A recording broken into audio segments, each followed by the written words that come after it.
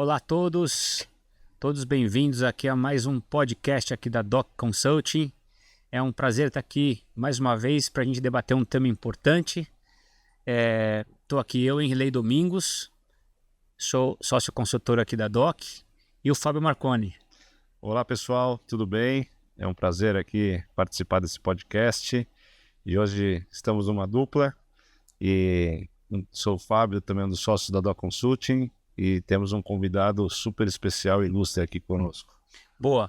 Fabião, a gente tem hoje um dia bem importante, né, e especial, porque a gente vai discutir um tema bem relevante, que são tendências, né, que a gente espera para o varejo, para a indústria, para os negócios, e super concentrados em um evento que acontece todo ano em Nova York, que é a feira da NRF, a maior feira de varejo do mundo, né? E então a gente quer hoje debater um pouquinho sobre as expectativas desse evento para esse ano, né? O que esperar e o que a gente pode aprender lá. Então, para esse momento importante, a gente, como você falou, está trazendo um convidado extremamente, uma honra de receber aqui, o Maurício Morgado, né? Nosso amigo e, bom, o currículo dele eu vou falar aqui, mas dispensa comentários, né? Ele é doutor em administração de empresas, coordenador do FGV-SEV, que é o Centro de Excelência em Varejo da Getúlio Vargas, palestrante no Brasil, no exterior, e líder da missão da GV na NRF, né? Então, um prazer, seja bem-vindo aqui, Maurício, com a gente. Prazer estar aqui com vocês, mais uma missão da NRF. Já fui para a NRF 24 vezes, agora vai ser a 25ª. E liderando grupos, eu fui 22 vezes. Então, só fui 2 vezes no Independente, depois cuidando de grupos, outras 22 vezes.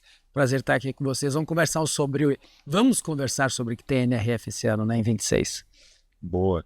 2026 então é a bodas de prata do Maurício. É isso aí, né? Não tinha pensado nisso. Nossa, já podemos comemorar lá. Prata, né? Que legal. Bom, nós... Aqui é uma conversa que a gente vai tentar debater um pouquinho, Maurício, para entender, né, o que a gente está imaginando de ser NRF esse ano. Claro, ano que vem, né? Claro, também falando um pouquinho sobre 25, né, o que a gente viu esse ano lá e tal. E eu acho que, assim, para organizar a nossa conversa aqui, a gente imaginou 4 blocos, né? Um que é para falar um pouquinho da feira como um todo, que é para quem nunca foi ou para quem tem essa curiosidade, falar um pouquinho da NRF. Depois, no segundo bloco, nós vamos falar um pouquinho de tendências, o que esperar para esse ano, né, 2026. No terceiro, nós vamos tentar puxar um pouquinho a sardinha para o lado de cá, né, para falar sobre RGM, sobre pricing, né, o que a gente também fez uma curadoria para a expectativa desses assuntos lá, né, Fabião? Boa. E por último, nós vamos falar um pouquinho, fazer um fechamento e pensar o que o varejo brasileiro pode estar já se movimentando nessa direção do que a gente está falando, o que a gente pode aprender lá, e a indústria também, tá? Então, começando pelo início, falando um pouquinho da NRF, né? A gente até preparou um slide aqui, se puder, Luiz, ajudar a gente com um slide falando um pouquinho de grandes números da NRF, né? Daqui a pouquinho a gente vai ver aqui. Então, para quem nunca foi, e daqui a pouco a gente fala desses números, dá um overview geral, Maurício. Você que vai fazer boda de prata de NRF, né? A NRF é a maior feira de varejo do mundo. Então a gente tem não só a feira de varejo, normalmente tem mais de 1.000 ou 2.000 expositores, depende um pouco do ano. É um espaço muito grande, você não consegue cobrir em um dia, você precisa de pelo menos 2 dias para rodar tudo. E mesmo assim não dá para ter muita profundidade em cada um dos stands. É muita coisa para ver. Mas paralelamente à feira, a gente tem o congresso. E é um congresso com muito conteúdo, então a gente tem uma quantidade enorme de palestras, como vocês podem ver aqui. Esse ano a gente teve mais de 300 sessões, eu acho, de palestras. Em 2026 a mesma coisa, se espera isso. Então tem muita coisa acontecendo ao mesmo tempo, que nós temos palestras que não aparecem nesses slides, só as que acontecem dentro dos pavilhões da feira. Justo. Então é palestra que não acaba mais. Então é muito conteúdo, muita tecnologia. E vale muito a pena conhecer, visitar. E uma coisa muito legal que tem, perdão, é uma quantidade muito grande de brasileiros. Os brasileiros viram moda para a NRF há um bom tempo. Então os grandes varejistas brasileiros sempre estão na NRF e lá você encontra as lideranças do varejo nacional. E o grupo de brasileiros é a segunda maior delegação e inclusive na frente do Canadá. A primeira, obviamente, dos Estados Unidos. Depois tem um monte de brasileiro lá. São tantos brasileiros que eles fazem até tradução simultânea para o português das palestras, da maioria das palestras, menos aquelas que acontecem nos pavilhões. Então é muito legal, é muito bom, não é só conhecimento, é relacionamento também.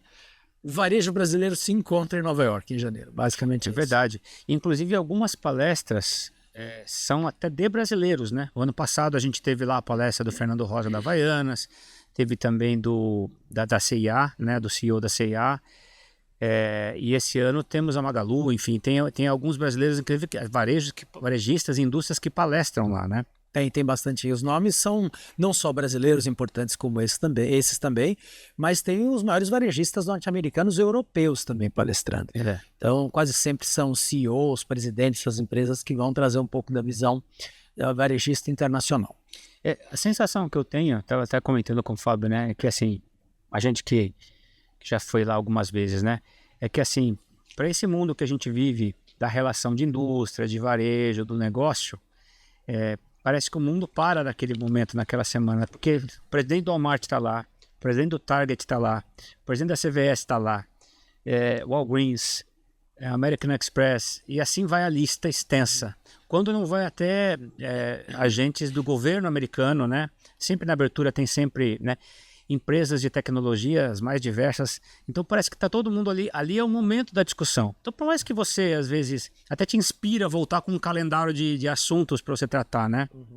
É uma boa forma de organizar o pensamento, porque Exato, a gente pega um monte de tendências que estão acontecendo lá, eles trazem coisas da Europa, também a força maior realmente é o varejo norte-americano, mas tem um pós-NRF que todos os grupos fazem, inclusive a gente faz, que é uma busca de como aplicar aquilo no Brasil. Quais daquelas coisas funcionam aqui? A maioria das coisas funcionam, mas com alguns ajustes, né? Ajustes de conteúdo, de força em alguns dos elementos, mas os princípios gerais são sempre os mesmos, porque varejo é lidar com gente, né? Gente atendendo e gente comprando. Então, eu acho que os princípios são quase sempre os mesmos. E os problemas financeiros, estratégicos, logísticos também se repetem. Tem uma questão só de tropicalizar e ver que soluções nós temos aqui, mas os princípios são sempre os mesmos e não é que vem de lá, vem do mundo, né? É que o mundo se encontra ali, então é um bom momento para a gente juntar tudo. Ô Maurício, pegando esse gancho da a relevância e importância da feira, que o varejo do mundo se encontra lá, né, e tem pessoas tão emblemáticas levando conteúdo, enfim, CEOs, C-levels de grandes empresas, o que mais essas 40 mil pessoas buscam nessa visita para a NRF? Eu acho que assim, o pessoal que vai fortemente para a feira, e muito mais os norte-americanos, eles buscam vender. Eles buscam vender soluções de tecnologia, porque a feira é muito focada em soluções de tecnologia. Então, acho que talvez dos 40 mil participantes, uma boa quantidade deles está interessado em vender soluções. Tem também um monte de gente interessada em comprar soluções, né? Porque tem as coisas mais modernas, as tecnologias mais modernas do mundo sendo exibidas lá. Isso falando do lado da feira.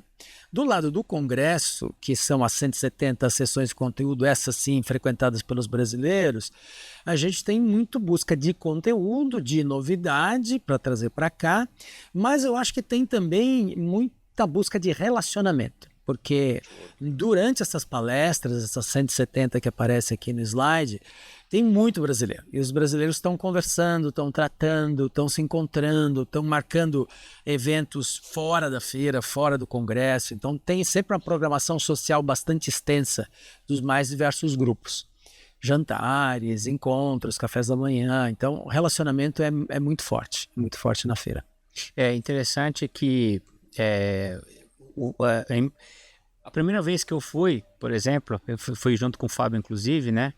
Marinheiro de primeira viagem. Se você não se planejar, né? Puxa, eu quero esse dia, eu vou assistir tais conteúdos, eu vou conversar com tal pessoa, eu vou almoçar.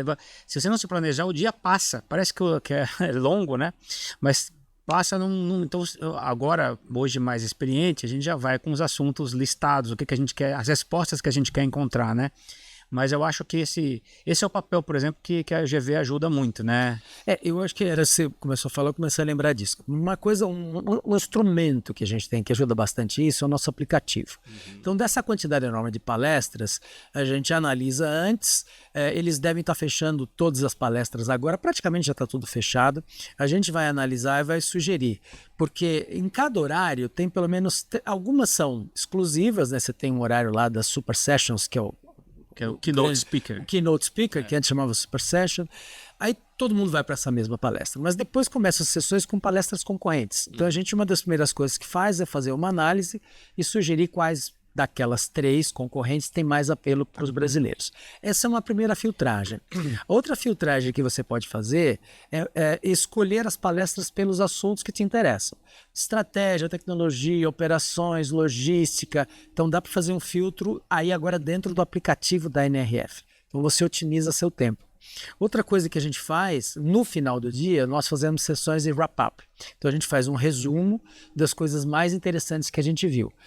Nunca dá para os professores da equipe, que são 5, 6, verem tudo o que aconteceu, mas pelo menos a gente faz uma seleção e 1 hora apresentamos para o grupo as coisas que mais chamaram a atenção. Isso ajuda bastante.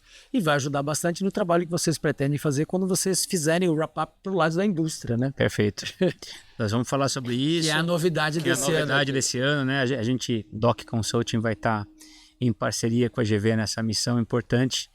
E vamos falar, mas eu queria, antes da gente mergulhar nos temas que vão envolver, 2 coisas ali que são curiosidades interessantes. Tem sempre um café de amanhã lá que eles oferecem, né? Frutas, iogurte, aqueles Krispy Kremes. Aqueles donuts. Aqueles super donuts. lights. Exato. Cada um só tem 500 calorias. 500 calorias para você se inspirar de manhã com um cafezinho.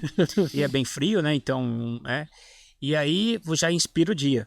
E o que é legal é que depois da NRF, 2 dias seguintes, tem campo. Que eu acho que é muito legal. Porque você aterrissar para uma realidade, né? Então, tem muita discussão que é tendência, né? Que é um certo futurismo, uma certa...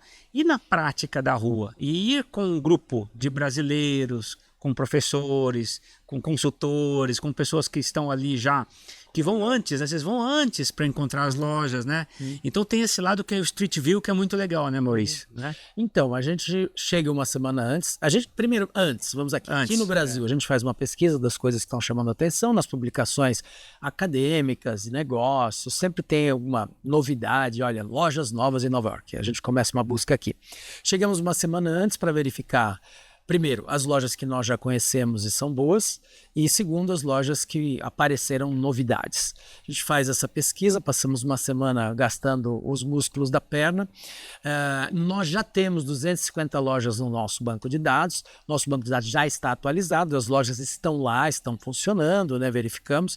Agora a gente passa na frente dessas lojas de novo, porque, graças a Deus, elas estão agrupadas em algumas regiões. Então tem lá a região do Sul, tem a região da Quinta Avenida, tem a região do Brooklyn, tem a região do Chelsea Market, do Chelsea, que é bem legal. Então esses lugares têm as novidades. Então a gente faz a confirmação de suas lojas para depois sim finalizarmos as visitas que vão acontecer na quarta e quinta-feira. Sobre essas visitas, vale a pena falar uma coisa, aliás, 3 coisas. Primeiro, se você tiver interesse em varejo geral, eu vou coordenar um grupo que vai visitar a pé essas regiões de Nova York, e aí a gente vai ver moda, tecnologia, calçados, vestuário, vai ver um apanhado de lojas ligadas ao varejo geral. Se você tiver interesse em farma, tem um grupo coordenado pelo Olegário que vai fazer visitas em farma durante um dia. E um segundo grupo vai fazer visitas em supermercados, coordenado pelo Antônio Sá. Então são 2 dias de visitas a supermercados. E esse grupo de farma e de supermercados sai da ilha, sai de Manhattan, pega um ônibus e vai fazer visitas nas proximidades, até cerca de 2 horas em Nova York, mais ou menos. Perfeito. Muito bem. Bom, então, gente, para quem tinha curiosidade de como que a NRF tem uma pincelada aqui, né? Para quem tiver mais interesse também, os contatos do Maurício depois, o time da GV, com certeza pode passar mais detalhes, mas é muito bacana. Indo para o segundo bloco, então, agora, vamos falar de tendências que a gente espera para esse ano. uma novidade da NRF. Pensando em 26 já. Pensando em 26. Pensando em 26. Esse Quando a gente ano de fala desse ano, 2026. É sempre o ano seguinte, né? Quem trabalha na NRF tá falando desse ano, vai estar com um número a mais. Temporal. Boa. E aí, assim, antes de falar das tendências da feira, uma inovação importante é a Doc Consulting, né? Que a gente, então, como você falou, a gente, então, esse ano está organizando uma missão específica com olhar de indústria, onde nós estaremos lá junto com o pessoal da GV, no mesmo time, mas nós vamos separar um conteúdo, uma curadoria específica para a gente linkar aqui com os nossos conceitos de pricing, RGM, trade marketing, vendas, assim, os conceitos que a indústria vai absorver para depois voltar para cá e colocar no dia a dia. E a gente também, na quarta-feira, então a feira é domingo, segunda e terça, na quarta-feira à tarde, após uma manhã de campo, a gente vai estar organizando lá um encontro para fazer um wrap-up desses assuntos. E vamos estar tanto antes e depois também junto com a GV. Então, no final a gente vai ter aqui um link, mas quem se interessar, é um prazer que vocês estejam com a gente lá, né? E assim começamos essa parceria, esse ano de 26. Bom, agora falando das tendências da feira. Então, Luiz, você me ajuda nós preparamos aqui uma nuvem de palavras, né? Então aqui é evidente, né, que a principal aqui é inteligência artificial, porque é o assunto não só da NRF, é o assunto da vida da gente, né? Assim, é a questão. Mas o importante não é só a palavra inteligência artificial, mas é o que está por trás dela, que a inteligência artificial ela é uma camada, é só um contexto, mas que ferramentas, que tecnologias, que processos, que áreas, que tendências que ela pode entrar. E aí tem uma porção de outras questões, tem tendências para as inovações, questão de automação de dados, para o e-commerce, para o próprio retail digital e físico, né, que agora não existe mais muito essa separação, né, que é o phygital, o omnichannel. Então tem uma porção de elementos, mas a inteligência artificial ela está meio que inserida, é um rejunte em tudo, né, Maurício? Eu acho que dessa a gente não vai escapar, né? Esse ano a inteligência artificial, já em 25 já foi bem forte, mas em 26 o tamanho do inteligência artificial em 25 era menor, agora esse ano ficou maior aí na nuvem de palavras, né? Mas eu acho que a gente não vai escapar desse assunto, mas o ponto eu acho que é começar a entender ou ver a inteligência artificial como um meio de alcançar, por exemplo, eficiência e omnicanalidade, eficiência em supply chain, que está aparecendo ali embaixo também. Eu tenho a impressão, tendo visto tantas feiras, que os grandes assuntos são meio que esses daí. Não adianta querer falar que vamos descobrir uma coisa absolutamente nova. É gente, é tecnologia, é logística, é experiência de compra. Isso a gente está falando, sei lá, desde que os fenícios estavam comercializando lá atrás. Mas o que a NRF traz de vantagem e de novidade é o meio e como fazer essas coisas acontecerem. Então, as novas tecnologias, as novas ideias, os novos conceitos, as novas marcas, como fazer branding. Branding sempre foi importante, né? Mas o que a gente está fazendo diferente, né? Que marcas estão trabalhando branding de um jeito diferente? Justo. Então, só para lembrar, a Louis Vuitton, esse ano teve um exemplo muito legal, eles estão reformando o prédio deles. Em vez de colocar um simples tapume, eles puseram um tapume que reproduz aquelas boxes enormes, aquelas caixas grandes que tem a ver com a origem deles lá em 1700 e alguma coisa. E é um jeito de trabalhar branding numa obra, né? Então a gente vai tendo ideias novas, mas branding prevalece. Como um exemplo, né? O que é legal é linkar com coisas práticas, né? Por exemplo, muito se fala e sempre se falou da experiência, né, que você tem dentro de uma loja, no próprio e-commerce agora, enfim, a experiência que você tem com o varejista. E agora o último dado que saiu, até da PwC, numa pesquisa, é que as pessoas estão dispostas a pagar mais caro, né, desembolsar mais, quando você tem experiência dentro de um ponto de venda, por exemplo. Né? Então, você está dizendo o exemplo da Louis Vuitton, né? É um pouco intangível, mas já tem hoje pesquisas que aterrizam para quanto você pode cobrar por isso. Porque no final do dia, é claro que tem uma uma experiência, né, de pano de fundo, mas no final do dia tem um statement de marca, tem o que você está querendo vender, né, de conceito e de vendas de prática, né? Então eu acho que esses exemplos que são dados, eu acho que é importante pensar de como você aplicar isso dentro daqui, né, do nosso negócio, né? Assim, você vai falando, eu vou lembrando de outros exemplos muito interessantes. Uma marca de lingerie, né? O clássico de lingerie é trabalhar com a coisa sexy, com a sedução e por aí vai.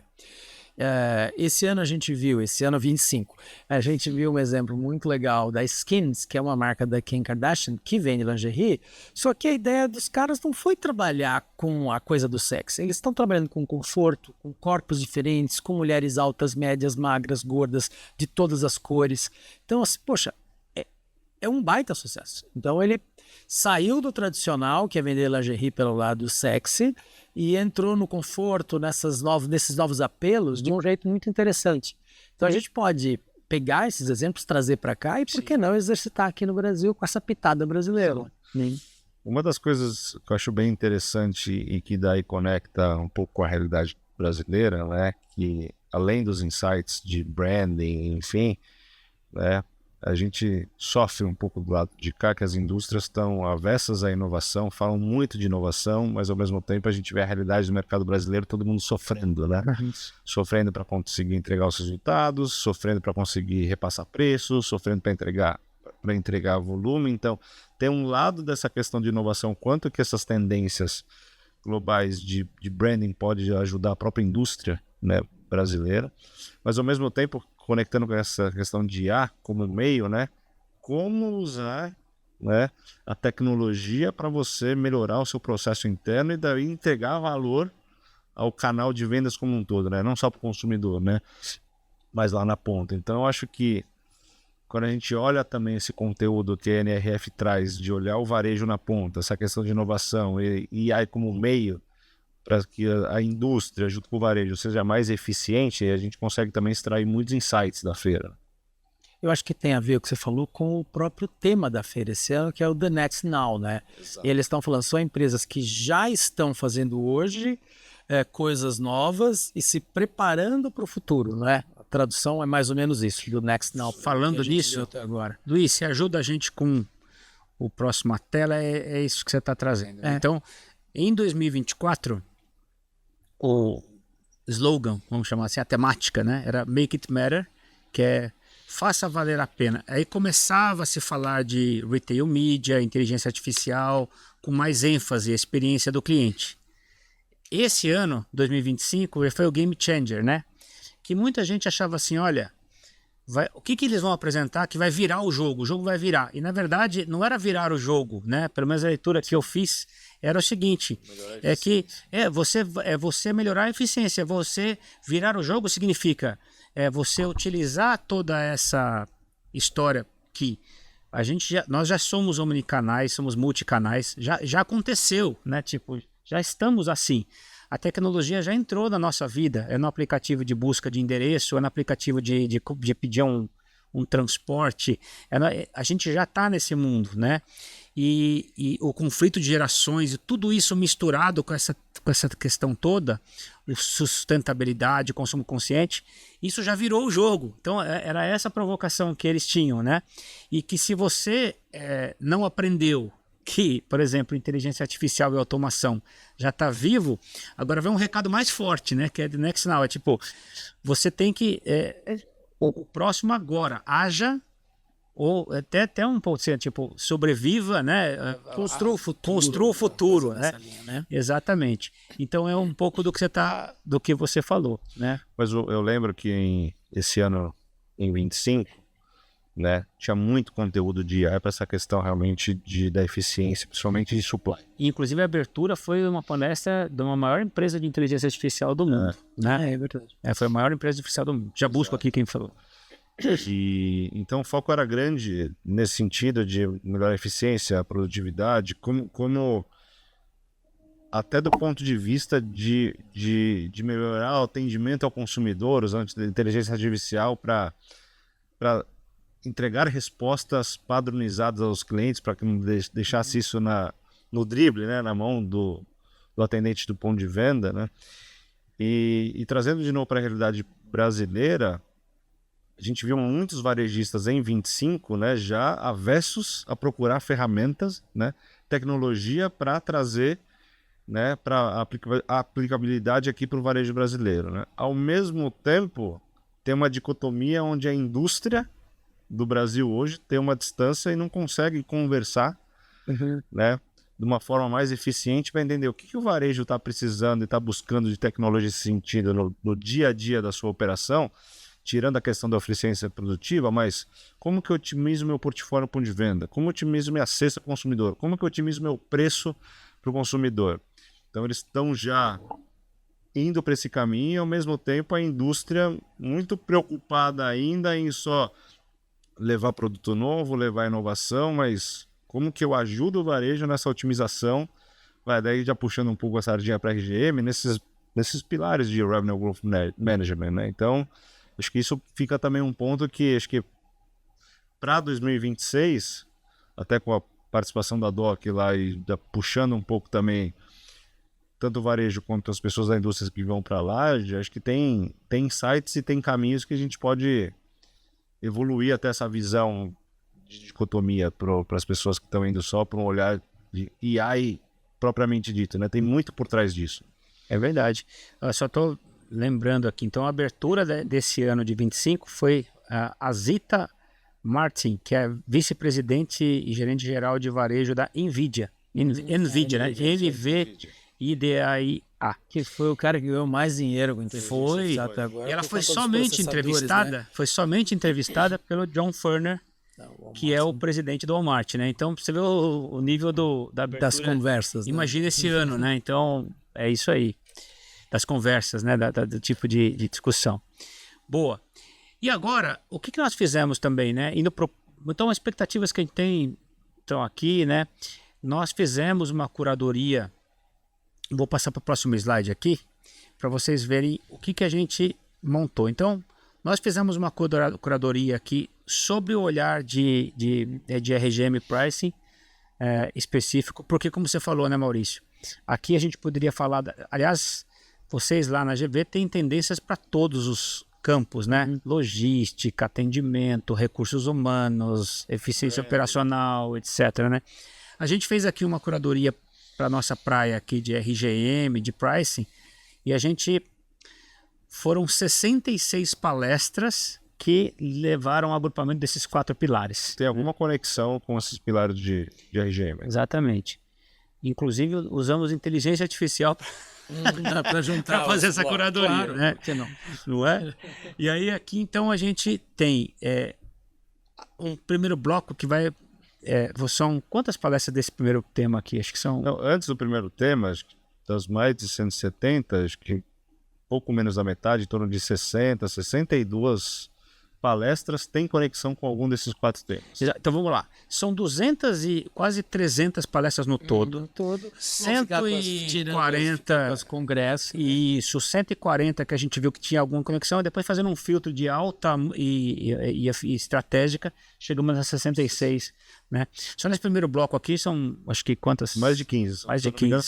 São 16 palestras que têm conexão com precificação dinâmica, com preço personalizado. Então, é um conteúdo muito rico que o varejo, de novo, como eu comentei, o varejo se preocupa muito e a indústria deveria também ter um olhar muito mais cirúrgico para isso, porque uma tendência que a gente vem percebendo, de novo com a ajuda de tecnologia, o varejo está se preparando para tomar a melhor decisão de como precificar na ponta um produto que é da indústria. Se a indústria não se prepara para isso, para entender qual que é o valor da marca do produto dele, o varejo vai dar um passo na frente e os valores vão se inverter aí. Eu trouxe até um dado aqui, olha, acumulado agora até julho, né, segundo o IBGE, a gente está com 6,9% de crescimento em receita no varejo, só que uma queda de volume de 0,3%, ou seja, o preço é responsável por 7,2%. Então esse pilar aqui, que, né, é como utilizar os dados, a tecnologia para você precificar e chegar e tentar encontrar seu preço ótimo. E aí, Maurício, nesse primeiro pilar aqui, cara, ele conecta muito com o segundo. Porque você falou, por exemplo, o exemplo da loja das Kardashians, que aqui é personalização em alta escala. E aqui tem um conceito que é a hipersegmentação. E isso, você só consegue fazer isso com inteligência artificial. Que, por exemplo, um exemplo de hipersegmentação é isso, é um modelo de lingerie específico para cada tipo de corpo, para cada tipo de sensualidade, eu diria assim, de conforto, né? Então, baseado nisso, você tem que precificar. Em algum momento tem que ter preço, né? Custa, né? E aí, eu acredito que essas tendências de personalização em escala, a inteligência artificial vai potencializar muito isso, né, cara? Eu acho que, nossa, tem usos que a gente não conseguiu desvendar ainda, né? Mas de facilitar análises de dados complexos, a inteligência artificial resolve de um jeito incrível, né? Se você pegasse, por exemplo, uma série de depoimentos de consumidoras, né, sobre o que elas esperam de lingerie, se você tivesse centenas, milhares desses depoimentos, a análise disso com inteligência artificial ficaria muito prática, muito fácil, né? Quando a gente fazia os velhos focus group com uma quantidade de 30 pessoas para fazer análise daquilo, tudo transcrito, quando estava transcrito, era uma coisa monstruosa, difícil de fazer. As análises por inteligência artificial de consumidor são deliciosas de serem feitas. O negócio mental que eu tenho é assim, né? Há um tempo atrás, quando a gente viajava, vou trazer algumas coisas de fora. Aí você chegava, fazia uma listinha assim no caderninho, né? Ou no celular, né? E você ia procurar na loja. Aí batia na trave, né? Porque não tinha o tamanho. Aí, tem, mas é no outro bairro. Aí dá tempo de chegar, etc. Aí depois veio uma era que foi a internet, né? Agora é o seguinte, já vou pedir tudo online. E aí eu já mando entregar no hotel. Aí você chegava lá, muitas coisas já estavam... Para não errar, né? Que você não encontrou o produto. Agora, com essa questão de inteligência artificial, ela já vai te sugerir algumas, com base no seu perfil, nas perguntas que você faz, no teu comportamento, ela te sugere. Já tem restaurantes, por exemplo, que ela pode buscar para você, né? E eu imagino que essa conexão vai acontecer muito rápido. Eu lembro de um exemplo que você mostrou na última, que você foi numa loja, né? E você ficou de pé numa máquina. Escanearam o seu pé. Você imagina essa informação? Sim, isso vai voar. Vai ficar guardado no teu link do teu... E qualquer compra online minha, eles podem reativar aquela informação e usar aquela informação. E você imagina, né, o potencial que isso tem para ver se isso for fomentado, eles podem produzir já de uma forma personalizada, hiperpersonalizada, segmentada. E até ver... Então, voltando para nós aqui, né, Fábio? Assim, como que aterrissar, né? Tipo, às vezes, assim, para segmentar cliente da indústria, os critérios ainda são muito volume. O maior cliente é o que compra mais e tal, né? A gente introduz algumas discussões de segmentação que já trazem elementos de performance, rentabilidade, operações, né? Aqui é um campo que vai ser ilimitado. Porque, por exemplo, eu estava discutindo isso com o Fábio, né? Você imagina que você quer precificar um produto no futuro e você tem uma informação que tal loja ou tal varejo oferece uma experiência superior. Será que você já não pode precificar com um ticket maior naquela região, loja, né? E hoje, mal é mal, se tem uma recomendação de preço, né? Uma banda de preço, quando não tem só Brasil, né? Não tem nem por região, né? Imagina chegar nesse nível de loja. E não dá para fazer isso na mão, cara, né? Nossa, vai ser muito bom ter tudo isso trabalhando pra gente. E de novo volta ao quanto o varejo está se preparando, né? Porque, bom, de novo, seguindo um pouco das mudanças da tendência do varejo de grande escala aqui no Brasil, né? Você vê os hipermercados, praticamente não existe mais no Brasil, né? Então se concentraram os cash and carries, que são os atacarejos, né? Que no começo lá atrás eram um clube de compras, agora já são atacarejos, enfim, e os supermercados de vizinhança, né? Então, como você otimiza a experiência do consumidor, né? Considerando essa omnicanalidade. E eu acho que tem uma coisa que às vezes as pessoas esquecem, por incrível que pareça, apesar de a gente ter toda a questão da desigualdade, algumas pessoas passando fome, problemas sociais no mundo todo, a gente está vivendo uma era de abundância. Então a gente tem produto demais e loja demais. Então, assim... Oferta demais. A gente oferta demais, exatamente, em lojas e em produtos. Então, eu acho interessante quando a indústria fala, temos aqui uma inovação, Inovação é um sabor novo, né? É uma embalagem diferente, isso não é inovação, né? E aí esse cara tenta colocar isso no varejo, fala, mais um, né? Aquela história da gôndola não ser elástica. Mas assim, por quê? Oferta demais, né? Tanto de loja como de produtos. Vai sobreviver quem conseguir ser mais eficiente. Justo. Porque não tem como, né? O ranking da Abras ou da APAS, como mudou nesses últimos anos, né? Quantos saíram, quantos entraram. E de repente um que estava subindo deu um pau danado por falta de controle, de estoque inclusive, né? Que tinha o estoque superestimado. Então, olha, controle e informação acho que é o que vai determinar quem sobrevive na realidade. Total. Tem um dado aqui interessante que é o seguinte, né? A gente vive um momento de que 60% das pessoas estão dizendo rever os gastos pessoais em função de inflação e tal, né? Que o consumo, né, a nossa realidade de consumo não acompanha a receita, né? Por outro lado, 51% das pessoas dizem que estão dispostas a gastar mais com coisas que lhe dão prazer ou que são desejáveis, que é o que você falou, né? Então aí, muitas vezes, você não pode cair numa vala comum, tá todo mundo querendo pagar menos para tudo, né? Porque você pode estar perdendo a oportunidade de ganhar valor devido no preço que a tua marca, o teu serviço merece, né? E tem uma outra competição que a gente não tinha há tão tempo atrás, que são as assinaturas do Spotify, do Netflix, do Uber, de todas essas coisas que comem um pedaço enorme da renda das pessoas que antes não existiam, né? Exatamente. Então é muito simples hoje a gente pensar, a própria indústria pensar que eu lançando um sabor novo, lançando uma cor nova de um produto, isso é inovação, porque o próprio consumidor ele já entende que isso não é isso que agrega valor, que vai mudar a vida dele, vai mudar a vida dele, né? Você já vê hoje em dia o próprio TikTok Shop assim voando e as pessoas conseguindo um grande consumo com ticket médio mais baixo, entregando o mesmo benefício que uma indústria demora talvez 2 anos para desenvolver isso no pipeline de produto. Então tem que ter atenção em relação a isso. E daí, nessa sobrevida para que as indústrias precisam entregar o resultado, volta naquela dicotomia, naquele ciclo vicioso de entregar volume a qualquer preço e vai baixando, vai dando promoção e vai tirando o valor da marca. E sem diferencial. Sem diferencial. Exatamente. Tem um case interessante que é assim, aí cai no terceiro bloco, que é o PPA. A gente já discutiu isso, quem não viu o último podcast aqui, tem lá a gravação, que é Price and Pack Architecture, que eu fiz com o nosso amigo da Danone, o Faco. E aqui é o seguinte, né? É como você fazer um portfólio, arquitetura de portfólio e preço, que usa esses dados de personalização e de tendências de consumo para você fazer embalagens, um portfólio inteligente, né? E aí, um fenômeno interessante que a gente viu em alguns projetos da DOC, que é o seguinte, né? Às vezes a gente está mantendo a marca que a gente gosta, mas trocando-as por embalagens menores. Então, para eu ao invés de eu deixar de consumir um snack, alguma coisa que eu quero, eu pego uma embalagem menor, mas eu continuo consumindo.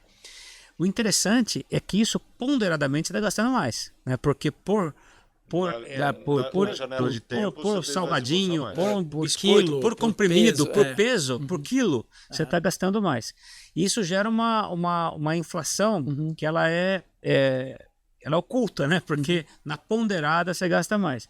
Então, essa segmentação de portfólio é para você entender como usar esses dados para você colocar um portfólio que seja mais aderente à realidade do teu consumidor. E cruzar isso com formatos de varejo. Então, por exemplo, essas tendências no Brasil, né, dos grandes cash and carries ou atacarejos, né, que são diferentes dos clubes de compra americanos, né, foi uma adaptação, né, Maurício, a esse modelo de necessidade de um consumo talvez de preços menores, com menos serviço, uma outra opção. Lojas mais distantes, né, porém com um portfólio um pouco mais reduzido, porém mais econômicas, porém com uma tratada de preço interessante, né? E ao contrário, você tem lojas oferecendo mais experiência e talvez umas intermediárias, né? Já tem cash and carries regionais também oferecendo Sim. Então, eu acho que tá todo mundo aí tentando se enquadrar, né? Modelo, né? Nesse omnicanalidade, né, cara? E alguns modelos que são exatamente a antítese do atacarejo, né? Que são as lojas de vizinhança que oferecem serviço, um mix diferenciado, que tem um açougue, tem a peixaria, né? Eu acho que a gente está num momento aí de reajustar, de readequar esses formatos de loja como um todo. Uma das tendências que foi apresentada na palestra do Lee Peterson foi de preferência a varejos locais, né? Que é o slow retail, que eles chamam. Exatamente, o slow retail e você valorizar a comunidade, né? A comunidade, né? E você comprar com calma, e aí era meio que uma receita, olha, se você não consegue combater a Amazon, o Walmart, o Costco, esses grandões, volte-se para a sua comunidade, para a sua região e ofereça uma experiência que inclua atendimento, visual de loja, linha de mercadoria diferenciada, né? E o preço perde um pouco a importância. E a velocidade da entrega não faz sentido, porque a pessoa está aí para curtir, aproveitar aquele espaço de loja. Então, diz a contratação das pessoas, né? Sim, pessoas com um perfil mais de cuidar, né? De servir, eu acho que essa é a palavra. E eu acho também que essa geração nova, né? Os meus filhos, por exemplo, a gente vai se adaptando, mas tem pessoas que querem mais agilidade, que é uma resposta rápida, ou vai consultar antes. Tem pessoas que é o conflito de gerações que apareceu em algum local aqui, no anterior, né? Que mostrava o Game Changer. Tem pessoas que querem pegar essa informação no ponto de venda, que querem conversar. E você usar os dados e usar essa sacada para oferecer o que a pessoa quer, né? Essa é uma experiência... Então, mas o que é triste ou difícil, eu não sei, é que essa pessoa muda. De repente, uma pessoa mais velha que se enquadraria num modelo mais tradicional de varejo, hoje em dia ela está tão online que ela não tem distinção entre o que ela quer do varejo e o que um jovem quer. Então, a ideia da omnicanalidade com diversos formatos, acho que é o jeito mesmo de atender esse consumidor que uma hora quer uma coisa e outra hora quer outra coisa. Não dá para pensar, olha, aqui só vai ter jovem, né? Aqui só vai ter velhinho. Total. Inclusive, eu highlightei aqui um conceito que é o do sommelier digital, que é o que você está falando, né? Que é o seguinte... Tem nome já? Tem nome já isso daí, né? Que é você usar os dados para saber exatamente, por exemplo, o vinho da sua adega. Ah, tá. Né? Então, assim, não é porque ele tem essa idade ou porque ele tem esse poder aquisitivo, ele gosta disso aqui, né? Isso aí era antigamente. Exatamente. Né? Agora não. Isso é segmentação clássica antiga. Clássica antiga. Com base na IA, né? Segmentação demográfica. Exatamente. Ela consegue adaptar. Se você era teórica, né? Porque era teórica. Você imaginava que a pessoa era daquele jeito. Agora você tem a condição de saber o que essa pessoa consome. Então, com grupos de comportamento parecido, então, por exemplo, eles consomem esse queijo, tem a tendência de pegar aquele vinho, vão oferecendo, vão testando, daqui a pouco vai formando um perfil de grupos semelhantes. E as ofertas vão virando, que aqui é o quarto bloco, que é o trade spending, é como você otimizar promoções. Para não fazer uma promoção de tiro de canhão, de dar desconto para todo mundo... Mas não acontece isso no Brasil. Não, quase nada, né? Quase nada.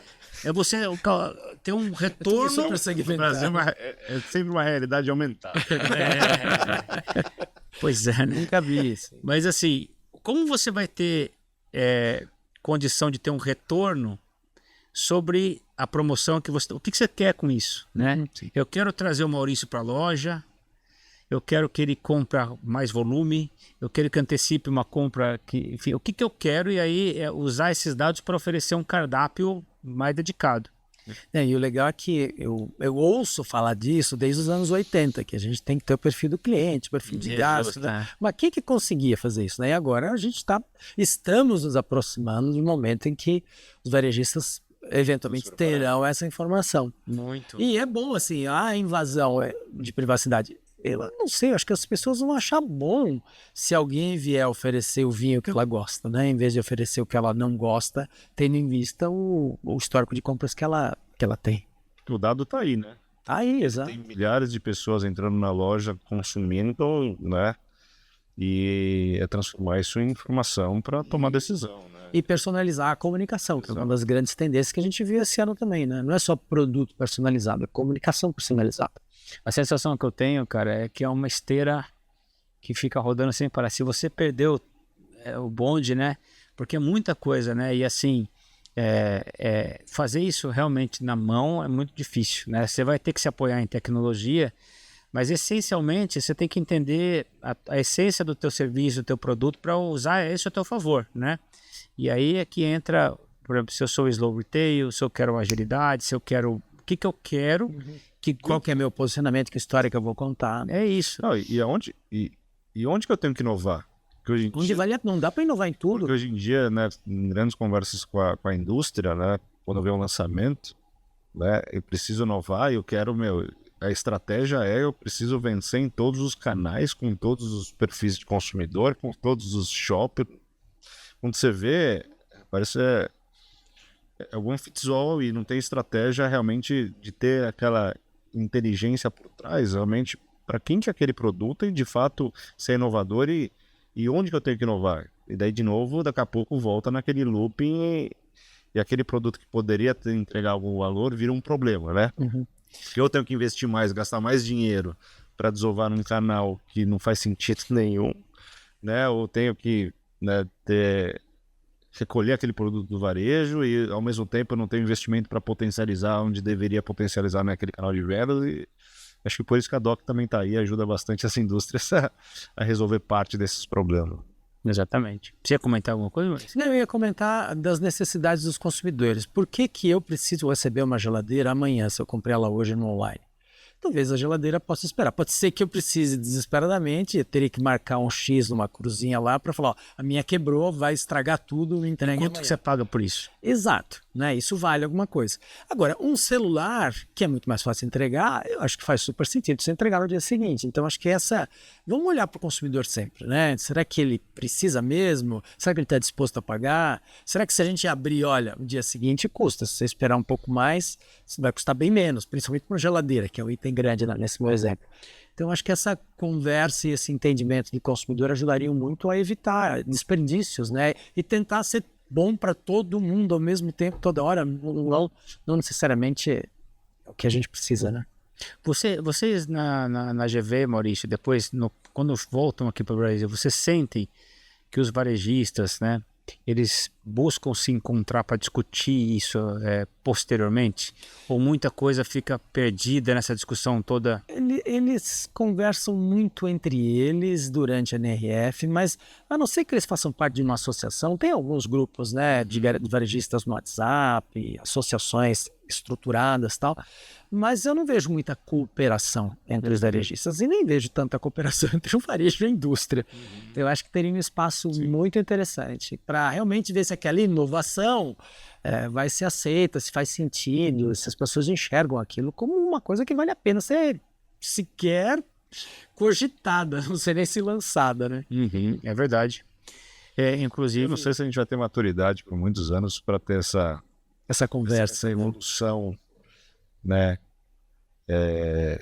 de ter essa sinergia entre varejo, sinergia entre indústria. Acho que cada um continua, infelizmente, querendo defender o seu e ao mesmo tempo é muito desperdício na cadeia.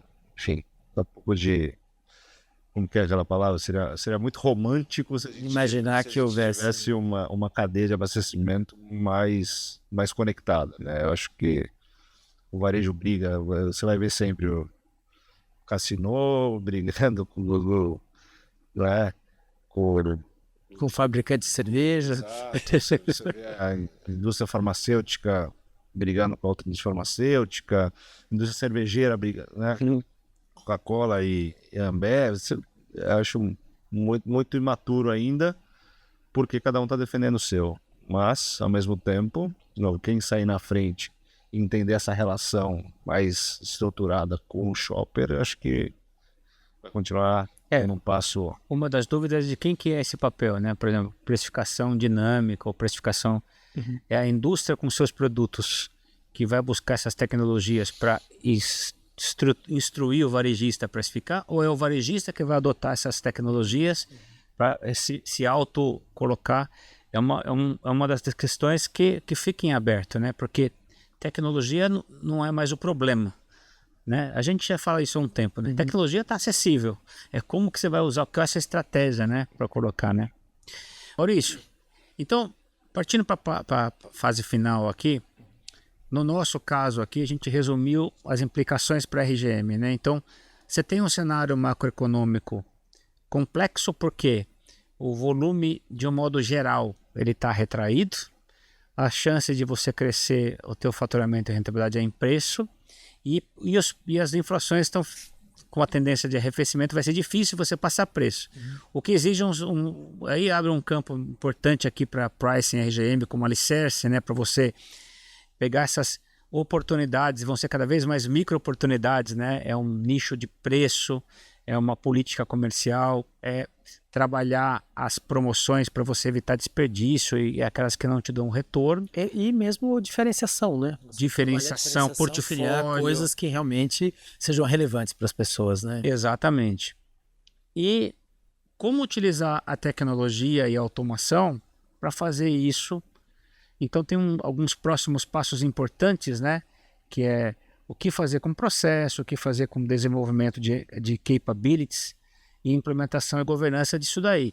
Inclusive a DOC esse ano de 2026 vai fazer um evento que é o Think Tank 2, né? Onde a gente vai abordar uma agenda de como traduzir isso, né? E a gente vai estar chegando de lá, da NRF 26, então a gente vai ter condições aqui de ter um pano de fundo de discussão legal. Boa. Partindo para o último bloco, então a gente vai fazer aqui, Maurício, um ping-pong de temas para que a gente faça um fechamento aqui, tá? Legal. Então eu vou fazer perguntas para você para a gente ver num jogo rápido aqui. Uma frase para definir a NRF de 2026. Preparando-se agora para o futuro. Acho que esse é o grande ponto. Faça coisas agora que já estejam funcionando, que deem dinheiro hoje para que você tenha um futuro. Acho que esse é o ponto que a NRF está tentando ver. Você tenha um futuro. Exatamente, né? É o next now, né? Exatamente.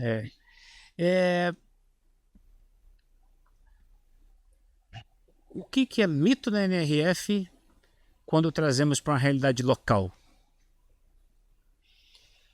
O uso imediato da tecnologia que eles têm lá. Eu acho que são ideias muito boas, mas que requerem sempre uma adaptação. Eu vou usar a palavra tropicalização, mas assim, é outra legislação, outro sistema trabalhista, tributário, outra cultura, mas talvez você deva sempre trazer o princípio e adaptar localmente.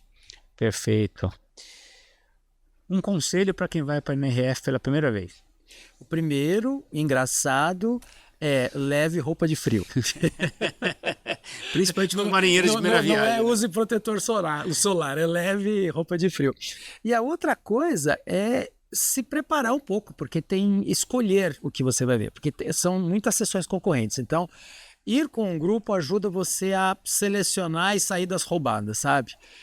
Pegar sessões que são jabazentas demais, sessões com palestrantes que talvez estejam promovendo demais a empresa deles. O legal é tentar obter informações antes para aproveitar. Uma roubada ou outra você vai entrar. Né? Exato.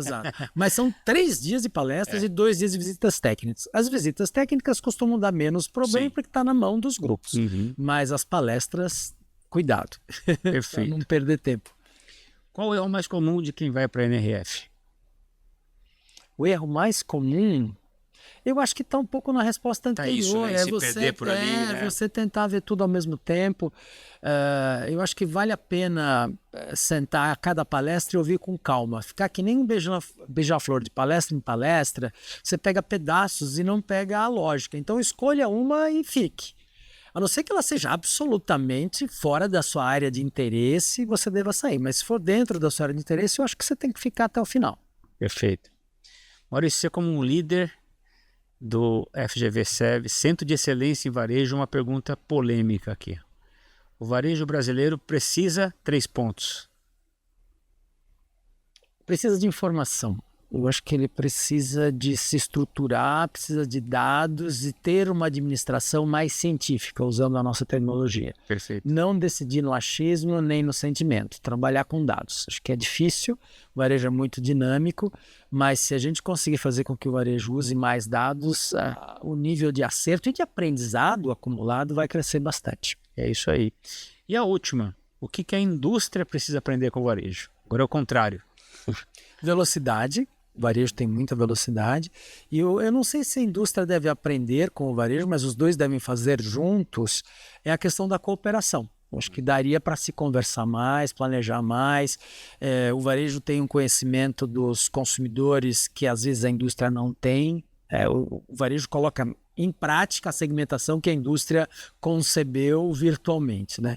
Então acho que essa conversa poderia acontecer com mais proximidade, com mais frequência. O diálogo, né? O diálogo, exato. Troca de informação, né? Perfeito, Maurício. Muito bom. Obrigado pela tua presença. Foi um prazer estar com você aqui. Tem alguma pergunta que você queira fazer para mim, para Doc? Eu queria saber como é que vai ser o programa, que você tem mais um slide.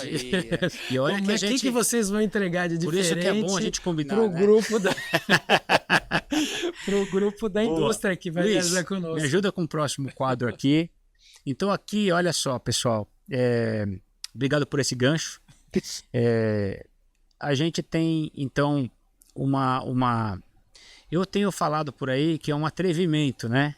Que a gente tentar ousar aqui fazer uma curadoria com um olhar para a indústria, né? Porque uma coisa importante assim, e é o que a gente vai tratar. Eu, quando fui como um consultor que olha os dois lados, né? E eu percebo que todo o assunto, é claro, a feira é de varejo, ela é drivada para que você atenda melhor o shopper no ponto de venda, que você tenha um portfólio, né? Que você tenha tecnologias de abastecimento e tudo mais. Mas falta um ingrediente importante que é essa conexão. Tá bom, o que a indústria pode entrar nessa jogada aí, né? O que ela podia fazer? Quais são os planos que ela podia ativar em função disso, né? E como coletar isso para o negócio dela, né? Para um distribuidor, para um atacadista, para um supermercado, para um multiformato e tudo mais. Então hoje o que a gente vai fazer é organizar, né, esses temas e nós vamos assistir as palestras que mais fazem sentido para essas temáticas e nós vamos resumir. Então, lá durante o programa, nós vamos estar lá visitando também e anotando tudo, né, fazendo a transcrição de tudo. Mas na quarta-feira, que é o pós-feira, a gente vai fazer um wrap-up lá em Nova York mesmo. A gente vai sentar para discutir e tentar fazer essa agenda. E o que a Doc vai fazer não é só um ponto imediato, né? Não é só o evento em si. Ao longo do ano, junto inclusive com a GV e tudo, é tentar trazer essas discussões em debates, tentar fazer uma agenda para que isso vire de fato um planejamento estruturado que se transforme em execução, né? Então, se a gente conseguir coletar alguns elementos que podem se transformar em planos de ação e que podem ser implementados, olha, seja em processo que a gente pode ajudar, tecnologia, que já existem algumas que estão prontas para serem aplicadas, e capabilities, né, treinamento, capacitação, informação que a gente tem aqui, como conseguir apoiar, essa é a nossa ideia. E aí ao longo do ano de 2026 a gente quer, junto com a GV também, estar estimulando esse assunto ao longo do ano, para que a gente se prepare para as próximas, não é isso? Essa é a ideia. Ah, que legal. E isso, de alguma forma, aproxima o varejo com a indústria, né? Porque vocês têm muito contato com a indústria, a gente tem muito contato com o varejo, e as sessões em conjunto vão fazer com que essa conversa se estabeleça mais intensamente. Acho que o Nirvana tá aí, né? Tá. É a gente ter lá o varejista e a indústria andando junto, fazendo campo, e já pensando ali em construir isso. Né? Eu acho que esse é o ponto, né? Porque e num ambiente diferente, né? Sabe? Todo mundo desarmado, como falou o Fábio, mais relaxado, né? relaxado. E é isso aí. Vem coisas novas e novidades. Perfeito. Então, vamos queria agradecer a parceria com a FGV, com a DOC para isso.